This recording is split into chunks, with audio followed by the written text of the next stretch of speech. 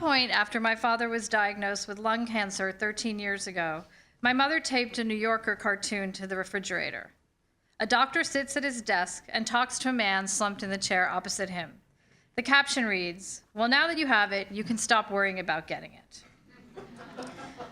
My father had worried about dying for years. He worried through kidney cancer, prostate cancer, heart surgery, and treatment for lung cancer. But when he gets the news that the cancer is back and he has only a few months to live, he finally starts to talk about dying. Explaining to his doctor why he decided not to have a surgery that was risky and possibly pointless, he says, "I had a successful career as a lawyer and businessman, and I have always favored taking a settlement." Day 2. My father tells me how grateful he is that my mother and sisters and I support his decision to forego treatment. Every time he says this, I wonder if he isn't disappointed that no one said, "No, don't give up. I can't live without you." Day 5. I am becoming a better listener. Really, what can you say? Day 6.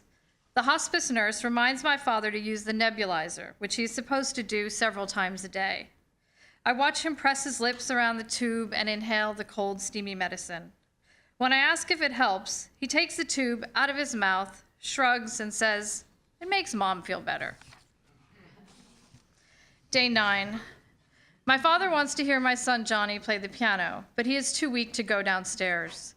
We help him walk to the top of the stairs, where he sits in a desk chair on wheels and listens to Johnny play Maple Leaf Rag and New York State of Mind. My father smiles and taps his foot.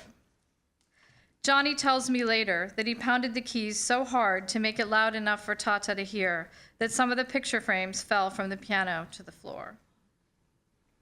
Day 12, 13, 14, and so on. Visiting my father has become a question of getting the timing right. For 3 days, when I stop by, he is sleeping. One morning, I stretch out on the chaise lounge next to him. His hands, paper thin and mottled with bruises, rest on his thighs. His legs, now as thin as sticks, poke from beneath the afghan that covers his body.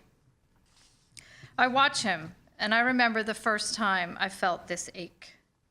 I am 10 at sleepaway camp on Cape Cod, and I am homesick. In letters to my parents, whose summer house is only a half hour away, I write, "Camp is great, but could I maybe come home for good on visiting day?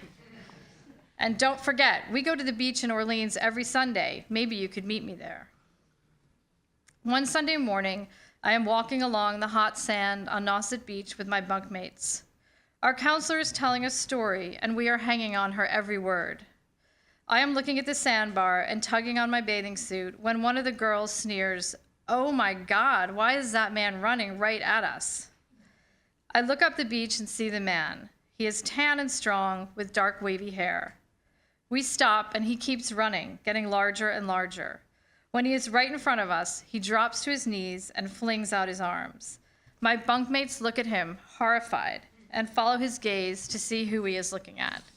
I want to run away. My father waits, smiling a huge smile. I step forward, my heart pounding, and hide my head in his chest.